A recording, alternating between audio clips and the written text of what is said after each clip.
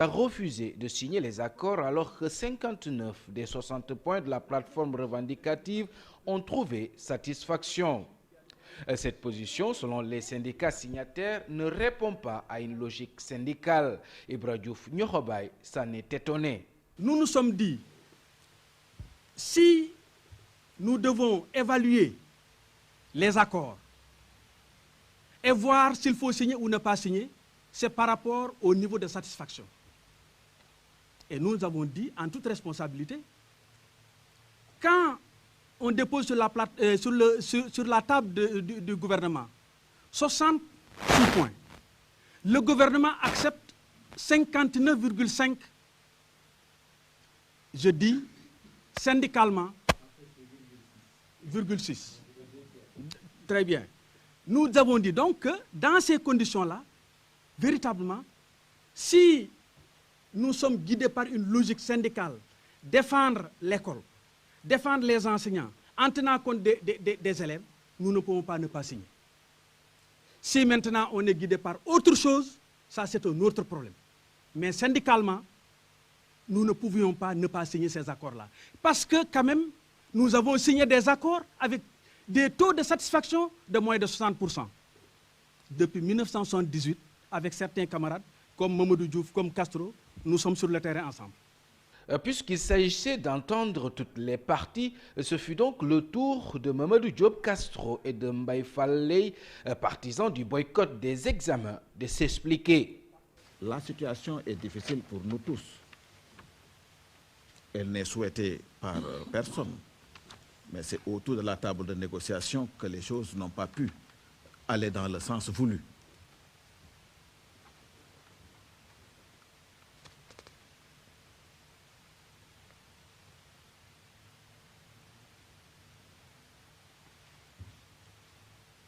Nous avons noté durant ces discussions que les premiers résultats auxquels nous sommes parvenus ont été la satisfaction de plusieurs points de la plateforme revendicative. Cependant, les discussions ont achoppé sur la question de l'indemnité de logement. Malgré notre esprit d'ouverture, malgré notre disponibilité à poursuivre le dialogue, nous n'avons pas pu trouver de solution. Pour nous, le logement figure en bonne place dans notre préavis de grève qui porte sur 6 points, avant qu'on ne se retrouve en intersyndical unifié autour de 5 points qui ne portent pas sur la question de logement. C'est dire donc que c'est une préoccupation que nous avons portée et que nous sommes aujourd'hui encore en train de porter pour trouver une solution à ce problème. Nous avions proposé dans notre argumentaire de passer de 40 000 à 150 000, soit une augmentation de 110 000 francs CFA. Parce que nous avons considéré que le logement aujourd'hui occupe une place centrale plus qu'hier dans la profession enseignante. Par mois. Les difficultés aidant, la solution n'avançant pas, nous avons proposé le 28 juin 20 000 francs d'augmentation, payable également en 2 tranches à compter d'octobre 2006. Nous ne minimisons pas les efforts qui peuvent être faits pour nous permettre de débloquer la situation. Nous ne sous-estimons pas également les efforts qui ont été faits par ailleurs sur les autres questions. Mais nous ne sommes pas pour ceux qui pensent que sur 60,59 ont été réglés. C'est une manière mécanique et schématique de présenter des revendications. Il s'agit tout juste de réparer un déni de justice. C'est ce traitement discriminatoire dont les enseignants du moyen secondaire sont l'objet, donc qui a entraîné la frustration qui est à l'origine de la radicalisation, donc a entraîné le boycott des examens du bac. Parce que tout simplement, il faut dire, les nombreux 40% du budget ont été investis dans l'éducation. Mais il faut que les mécanismes du dialogue social jouent. On ne peut pas investir 40% du budget dans l'éducation et se payer le luxe de laisser le système connaître des perturbations. C'est incompréhensible. Les interventions de Mbaye Fallé et de Mamadou Diop Castro soulèvent plusieurs objections selon le gouvernement. C'est quelque chose d'extrêmement sérieux. Pour le bac de cette année, tous les jurys du baccalauréat ont été présidés par des professeurs d'université. Je parle sous le contrôle de M. Ndiassé, qui est membre du syndicat de l'enseignement supérieur. Tous les surveillants ont été des d'enseignement élémentaire. Mais tous ceux qui ont participé à la correction des épreuves du baccalauréat tiennent des classes de terminale, et remplissent des conditions. Et tous les procès-verbaux ont été dressés et seront conservés pendant 5 ans. En ce qui concerne donc la validité, les sujets ont été faits. Il est vrai que si nous avons pu terminer, corriger les copies et suivre, c'est que parce qu'effectivement, comme l'a dit M. Uri Junior-Bay, beaucoup d'enseignants, y compris d'autres appartenances qui ont fait la grève, sont venus nous voir pour nous dire qu'eux, ils corrigent des copies. Mais nous ne prendrons jamais de risque de faire corriger des copies à des gens qui ne sont pas qualifiés. Parce que les PV sont conservés par d'autres enseignants qui ont d'ailleurs réagi lorsqu'ils ont appris qu'ils ont été qualifiés d'étudiants et qui souvent sont très gradés. Et les jurys sont présidés par des professeurs d'université ou des professeurs du moyen secondaire extrêmement gradés. La crédibilité du baccalauréat sénégalais ne se pose en aucune façon parce que sur le stock de 2700 dont nous avons besoin, nous avons 15 000 enseignants du moyen secondaire hautement qualifiés et qui, heureusement, nous ont permis de tenir ce bac. La meilleure preuve, c'est que le lycée Louis-le-Grand ou d'autres lycées ont déjà commencé à faire venir les bacheliers sénégalais avant même le bac sénégalais. Ils sont venus recruter, Monsieur le Président, il y a 1 mois, avant même le bac sénégalais. Et ça, c'est la meilleure jauge internationale de la validité de nos diplômes. Nous allons envoyer 15 jeunes au lycée Louis-le-Grand internés avant même le bac sénégalais. Sur cette question, donc, nous sommes pédagogues, l'université gère le bac et nous ne prendrons jamais le risque, compte tenu de l'intérêt que vous faites, que vous attachez à cette affaire-là, pour que le bac sénégalais puisse être un bac dévalué. Je maintiens ici donc ce que j'ai dit. Je suis désolé, parce que qu'on puisse dire, parce que ça va directement à l'image de notre pays. Parce que nous formons des Sénégalais, nous formons beaucoup de pays, mais si le proviseur du lycée Louis-le-Grand se déplace pendant 1 semaine au Sénégal pour jauger et recruter avant le bac sénégalais des jeunes, et il est venu me dire qu'il a auditionné 30 jeunes Sénégalais. Il en a pris 15, il a laissé 15 autres qui ont le niveau. Il a causé entendu. Ce qui est aussi vrai, Monsieur le Président, c'est que beaucoup d'enseignants sénégalais sont tellement conscients que pendant les fêtes de Pâques ou de Noël, ils prennent leurs élèves en classe d'examen. Ils font des cours de rattrapage au-delà de ce qui a été en grève. Nous avons fait le recensement aussi dans 9 régions du Sénégal. Il n'y a pratiquement pas eu de perturbation du moyen secondaire. Pratiquement. À part Dakar, Thiès et un peu Kaolack. Et que beaucoup de ces enseignants ont rattrapé. Je voudrais donc rétablir un peu les faits. Et lorsque, il y a lundi dernier, la communauté des bailleurs de fonds a décidé d'élire le Sénégal au fast-track en mettant plus de 100 milliards supplémentaires, j'ai expliqué et ils nous ont dit clairement que c'est un jugement sur la qualité des enseignements du Sénégal. Le gouvernement a créé des commissions, a désigné ses mandataires paritaires. Il restait maintenant à ce que les enseignants nous donnent leurs délégués dans les 3 commissions. Ce qui est important, Monsieur le Président, de voir, c'est la volonté du gouvernement de négocier. Et nous l'avons exprimé à plusieurs reprises. Nous avons, au niveau de la commission sociale et statutaire, réglé les problèmes. La commission pédagogique a réglé les problèmes. La commission des finances, le ministre du Budget, a fait des propositions concrètes. C'est la programmation qui pose problème. Mais il n'y a pas de désaccord. Et ça, nous le réaffirmons. Il n'y a pas de désaccord, c'est sur la programmation qu'il y a un problème. Mais en fait, finalement, ils ont accepté les 15 000. Mais c'est la programmation qu'ils ont posé des problèmes.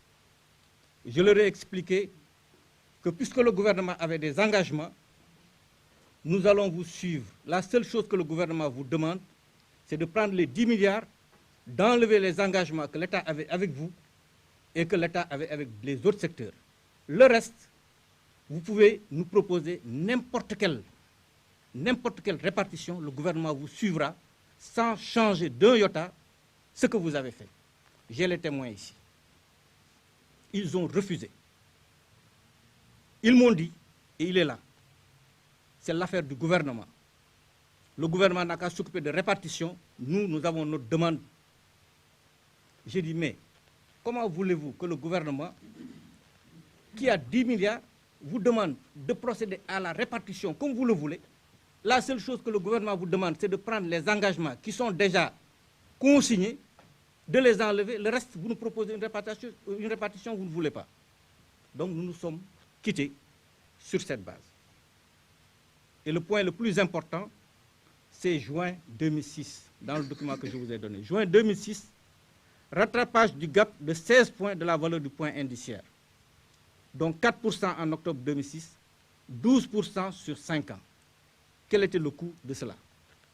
4% en octobre 2006, cumulé avec l'engagement que nous avions avec le secteur de l'éducation de mettre 3 points supplémentaires sur l'indemnité d'enseignement, c'était déjà 6,9 milliards. Nous avions pris des engagements avec le secteur de la santé, 2,6 milliards. Le tout, ça faisait 9,5 milliards, sans compter les autres engagements que l'État avait pris. Donc, je leur ai expliqué que l'État n'avait pas des ressources inextensibles. Donc, il fallait revoir vos prétentions. Et j'ai même dit à M. Diop, qui est là, que vous êtes député à l'Assemblée nationale. Vous-même, vous avez voté le projet de loi aujourd'hui qui sous-tend les discussions que nous avons aujourd'hui. Donc, vous savez bien ce que l'État peut et ce que l'État ne peut pas. Et tout ce que je suis en train de dire, Monsieur le Président de la République, si ce n'est pas la vérité, j'accepte qu'il me démentisse devant vous. Alors, 9,5 milliards. Ils me disent non, nous n'acceptons pas, il faudrait que vous puissiez déférer à ce que nous voulons.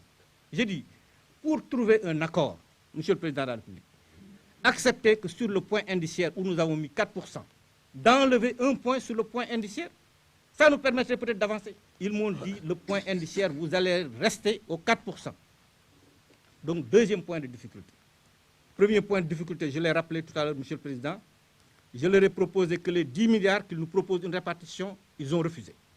Deuxième point de désaccord, je leur ai proposé toujours pour trouver une solution, qu'on enlève 1 point sur le point indiciaire, ils ont refusé.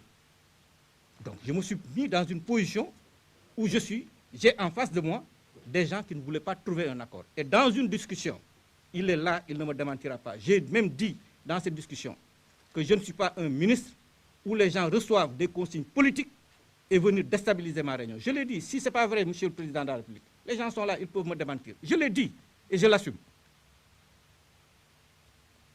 Nous avons continué ces discussions. Je leur ai proposé finalement 15 000 francs.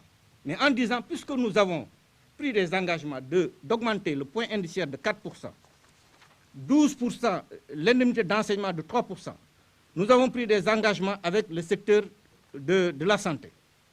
Ce que nous allons faire, en 2006, nous ne pouvons pas le faire, mais en 2007, nous allons commencer à le faire, à dérouler ce sur quoi nous sommes d'accord. Ils me disent non, nous ne sommes pas d'accord. Donc voilà, Monsieur le Président de la République, le point de blocage.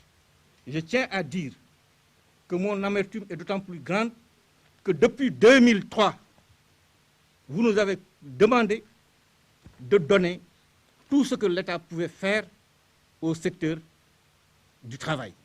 Et j'ai consigné ici, dans cette note que je vous ai fait parvenir, Monsieur le Président de la République, tout ce qui a été fait. Et je tiens à le rappeler pour que toutes les personnes qui sont là puissent le comprendre. Octobre 2003, relèvement de l'indemnité d'enseignement de 30 à 35%, déjà appliqué.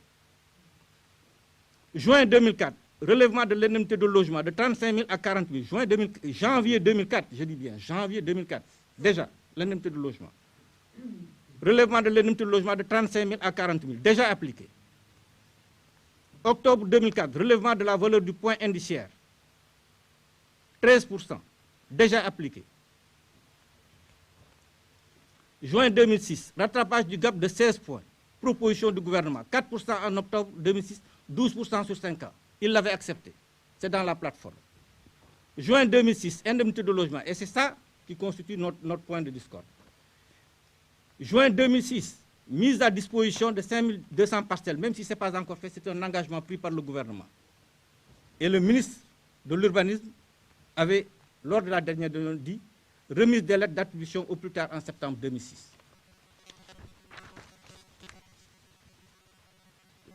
Le crédit DMC, je reviendrai sur l'indemnité d'enseignement, sur l'indemnité de logement, je reviendrai, Monsieur le Président, pour préciser un certain nombre de questions.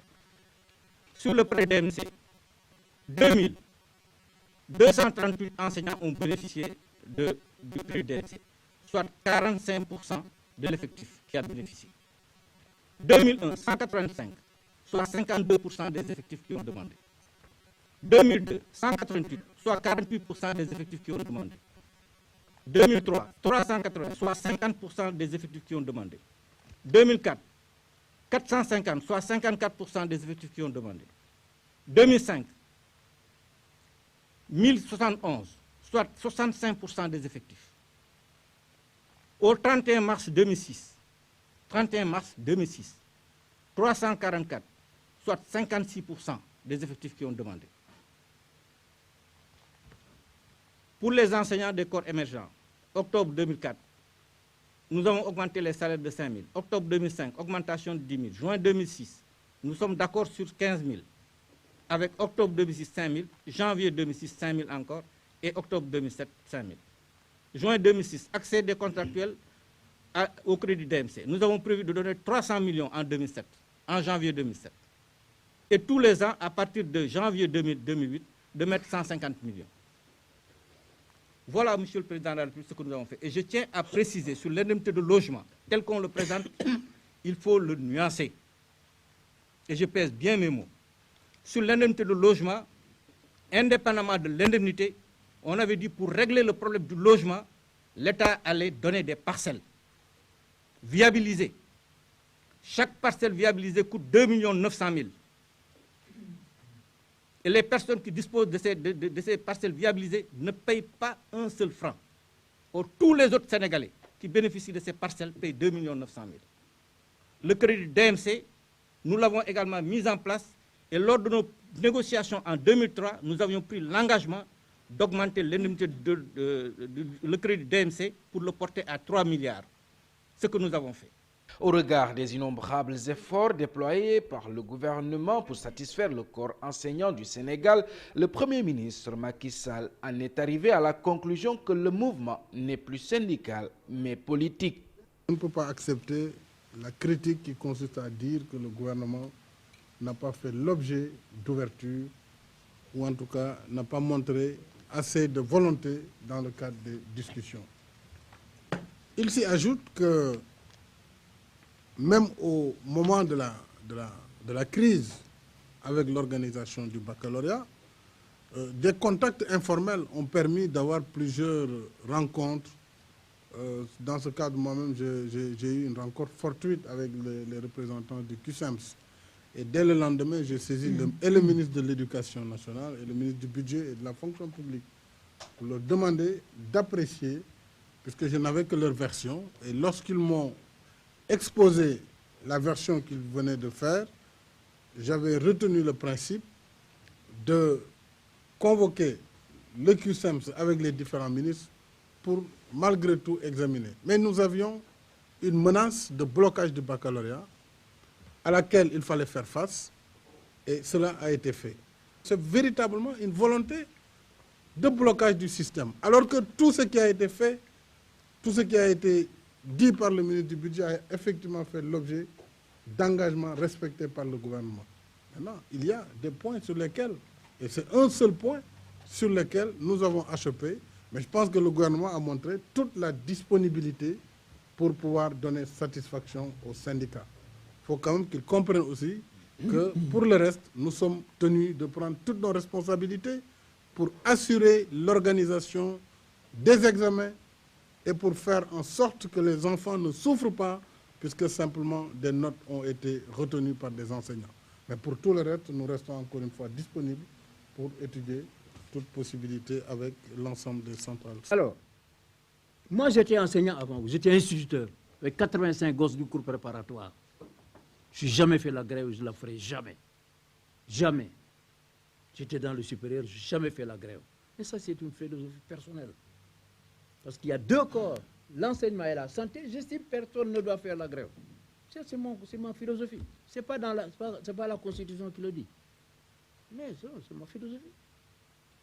J'ai écrit dans Les étudiants noirs parlent 1955, j'étais étudiant moi-même, qu'il y a deux secteurs qu'on doit privilégier dans un pays, c'est l'enseignement et la santé. Je n'ai jamais changé d'avis.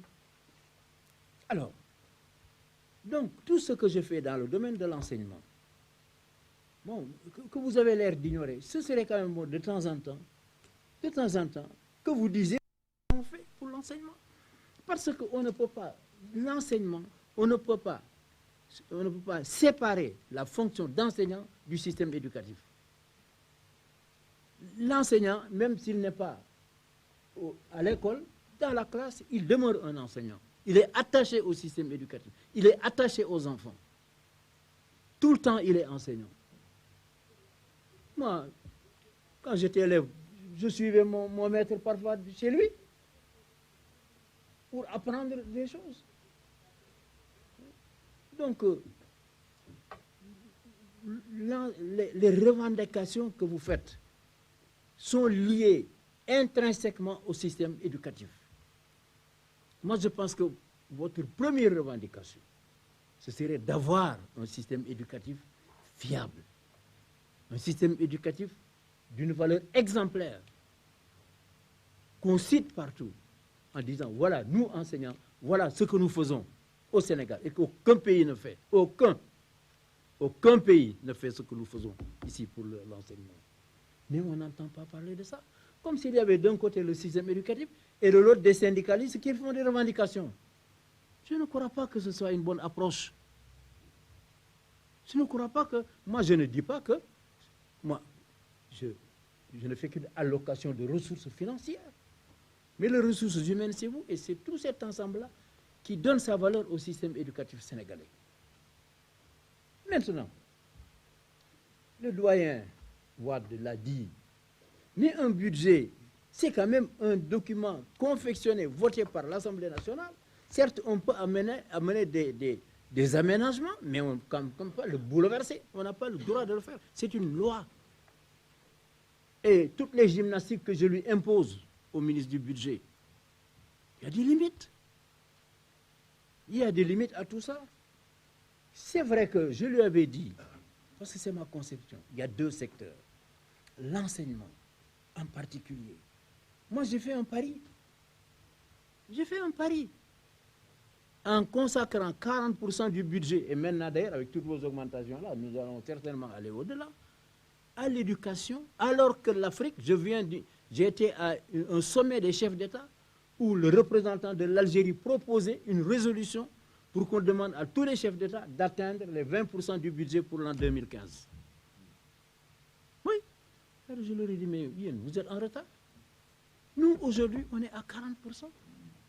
Monsieur le ministre, je ne sais pas si vous vous rappelez, il y a quelques années, quand j'ai demandé d'augmenter le budget, j'ai dit, je voudrais arriver à 49% avant la fin de mon mandat. Je l'ai dit, j'ai dit, n'arrivez pas à 50% parce qu'il y a d'autres secteurs. Donc moi, je veux tout faire pour l'enseignement. C'est mon pari parce que je sais que c'est ça l'avenir. Comme je l'ai dit, si je décidais aujourd'hui de ramener le budget de l'éducation à 20%, mais qui pourrait me condamner? Qui? Ni les Français, ni les Américains, ni personne, ni les Africains, parce qu'aucun d'entre eux, ils sont à 13%. Alors, j'aurais pu faire ça, les 40%, mais je vous les donne. Parce qu'on arrive à une situation où on fait des investissements, on fait des classes, on fait des manuels, etc., pour former les jeunes, où on distribue des salaires, chacun touche l'argent. C'est une possibilité, c'est une option.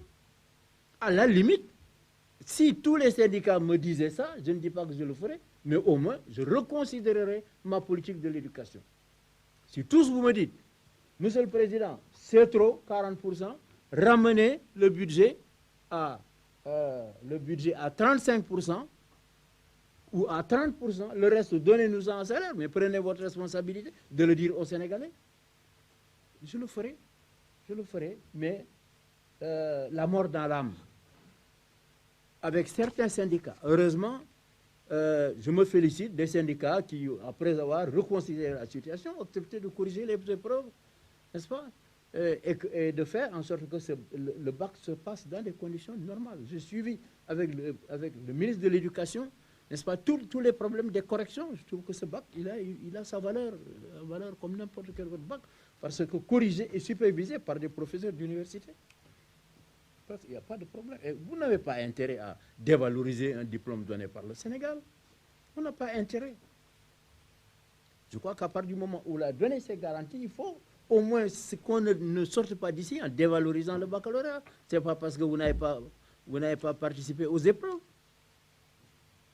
Parce que ça, c'est un problème du gouvernement, c'est un problème du peuple. Alors, je voulais dire donc que j'ai écouté toutes les interventions et j'étais particulièrement sensible à celle de M. Fall quand il parle d'exclusion, parce que la démocratie, mais on nous a donné les explications, vous étiez dans une intersyndicale qui vous avez signé et puis après vous êtes sorti. Bon, il y a eu des problèmes pour vous intégrer, enfin c'est les explications, mais je voudrais simplement dire et rappeler que vous discutez avec tous les syndicats, qu'ils soient dans une intersyndicale ou qu'ils soient individuels, vous devez les admettre tous. Il n'y a pas de différence, c'est bien. Quand vous m'avez posé la question, Monsieur le Président, qu'est-ce que je fais? Est-ce que je discute avec l'ensemble des syndicats? Je vous ai dit, c'est bien d'essayer de discuter avec l'ensemble des syndicats, parce que les problèmes étant les mêmes, donc c'est très bien. Mais pas d'exclusion d'un syndicat, parce qu'il n'appartient pas, n'est-ce pas, à une intersyndicale.